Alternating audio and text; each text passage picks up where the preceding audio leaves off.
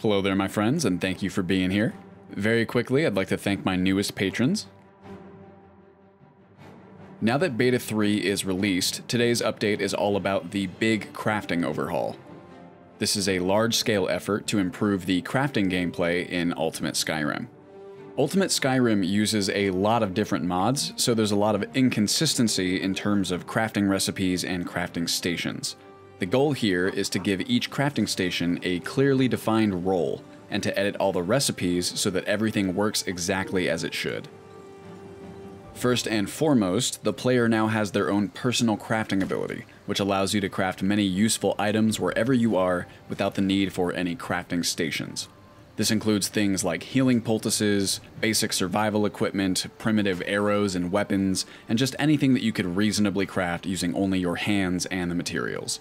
As far as the actual crafting stations, almost every recipe in the game is now crafted at the forge, while the tanning rack and smelter are used exclusively for breaking down equipment into raw materials. The purpose of this is to prevent players from having to swap crafting stations all the time, which I personally find kind of tedious. I also don't like having to remember which recipes are crafted at the forge versus the tanning rack versus the smelter, so this way, if you've got your materials, the forge is your one-stop shop. The recipes from the player's personal crafting ability are also accessible at the forge as well. This brings us to recipes, which are now visible at all times, even if you don't have the materials in your inventory. A lot of modders will do this thing where they prevent recipes from showing up until you already have some of the materials that the recipe requires, and while this is a good way of keeping the menus uncluttered, it also results in a lot of players who have no idea what they're able to craft. I also don't think it's necessary when SkyUI already has this really excellent search and filter function that makes it very easy to sort your recipes, so for these reasons, I'm unhiding all of the crafting recipes in the game. That way, if you can see the recipe, you can craft it, and more importantly, you can see the materials it requires so you know what to look for when you're out in the world.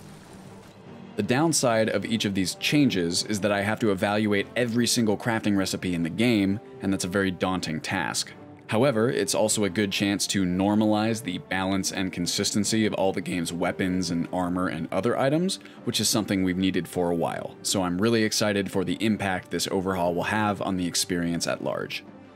That about wraps it up. Thank you guys for watching as always. Please feel free to leave any questions or comments in the comments section below or on the subreddit, and I will see you in the next update.